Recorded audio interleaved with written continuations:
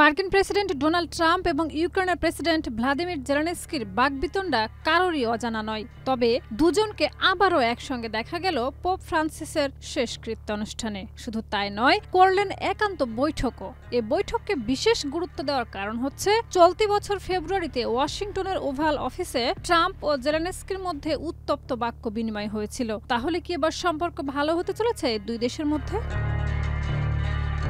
Russia Ukraine যুদ্ধ বন্ধ করার ব্যর্থ প্রচেষ্টাগুলো পুনরুজ্জীবিত করতে বৈঠক হয়। বৈঠকের পর জেলেনস্কি মন্তব্য করেছেন যে এই বৈঠক থেকে যে শান্তির উদ্ভব হবে সেটি যদি তাদের আশা অনুযায়ী আসে, তবে এটি হবে একটি ঐতিহাসিক মুহূর্ত। বিষয়টি নিশ্চিত করেছে বার্তা সংস্থা রয়টার্স। হোয়াইট হাউসের একজন মুখপাত্র বৈঠকটিকে অত্যন্ত ফলপ্রসূ হিসেবেও অভিহিত করেছেন। এছাড়া সেন্ট পিটার্স ব্যাসিলিকাতে অনুষ্ঠিত এই বৈঠকটি প্রায় 15 মিনিট ধরে চলেছিল, যেখানে কোনো সহকারী ছাড়াই একান্তে কথা বলেছেন ডোনাল্ড ট্রাম্প ও জেলেনস্কি। বৈঠক শেষে ট্রাম্প এবং জেলেনস্কির একান্ত আলোচনাচিত্র প্রকাশ করেছে উভয়ের কার্যালয় এবং ওয়াশিংটন। ভ্যাটিকান ত্যাগ করার পর ট্রাম্প তার সোশ্যাল মিডিয়া প্ল্যাটফর্ম ট্রুথ সোশ্যালে রাশিয়ার প্রেসিডেন্ট ভ্লাদিমির পুতিনের তীব্র সমালোচনা করেছেন।